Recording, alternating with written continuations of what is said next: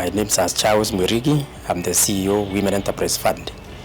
Women Enterprise Fund was started way back in 2007, specifically to address the challenges women of Kenya face in doing businesses. Majority of them not in being able to access, the funds.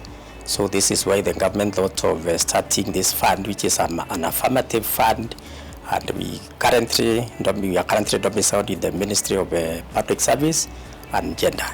And how we do our business, we first of all we exist to to articulate the first SDG, which is on poverty reduction, and also the other SDG number 5, which is on gender, gender equality and women empowerment. So that is why Women Enterprise Fund exists. We, in the social pillar, which is in the Vision 2030, again talking to the same SDGs. So we create, ours we say we create access to funding.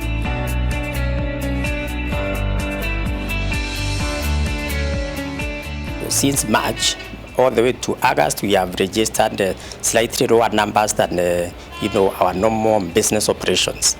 So that is challenge number 1. Challenge number 2, women, most of them, they are not very good at, issues technology. Especially the majority of them do not even own, these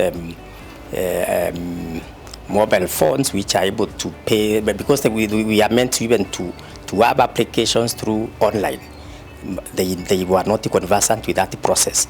But during that time, we had to think through very fast, such that we are able to make it possible for them to access our system online and apply for loans at the comfort of their homes. So that is one of the learnings which we have really faced with women. We have had the challenges of women and doing entrepreneurship trainings, which is mandatory for funding, because again, our officers in the constituency, whereas they were meant to do it on one-to-one, this was not possible again because of they used to train about 10 groups at once. Then finally repayments, without a smartphone. Again, quite a number of things you won't be able to do, through the phone.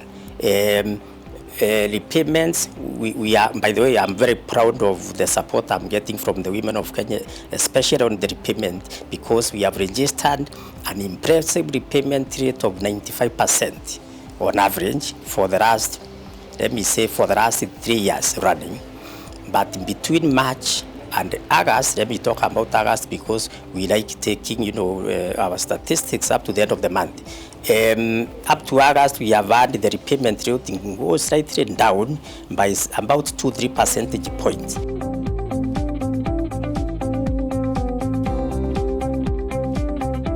The most important is where we have been able to give, that flexibility of repayments, because we know businesses have not been performing very well. So we thought it is important to give a hear to the women who have said, yes, we give them money, yes, they need to repay, but they cannot repay very well because, some are in surprise business, they cannot even supply because there is even no transport. 2, part of also restructuring is also where you reschedule loans. Rescheduling here has 2 dimensions. 1, you spread the repayments to a longer period. Consequently, you reduce the installment amount. If the group was paying 10, they tell you now the business is low, we can't afford 10, but we can afford something like 5. So, when you reduce the repayment amount, effectively do what? Increase the repayment period. Then finally, by the way, our loans have no interest, because the first thing I would have mentioned is we reduce the interest. So because the interest is 0, there is nothing to reduce. But we can reduce, play around with the tenor, we can play around with the amount. Again, because our loans have no collateral, because we wouldn't even have waived collateral.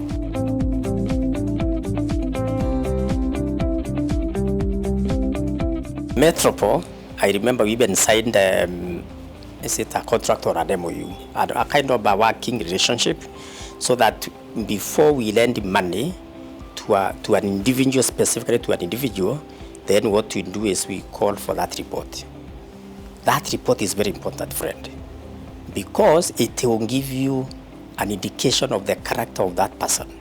I know it's a bit difficult to do that for the masses we are doing with. I mean, we are leading to targeting the groups. But for individuals, it is working. For institutions, we have also told our partnerships, our partners like the SACCOs, also to ensure they do. In other cases, we also do it for them. So that, before they lend, they are lending to somebody whose credit history is good. So that is why we value this partnership. I know because I will be telling you, the new things we are doing in the fund, that partnership you will find more value, especially now in the coming few months. But so far, so good, because like LPO financing, we are not able to lend to somebody without that report, which we do from here.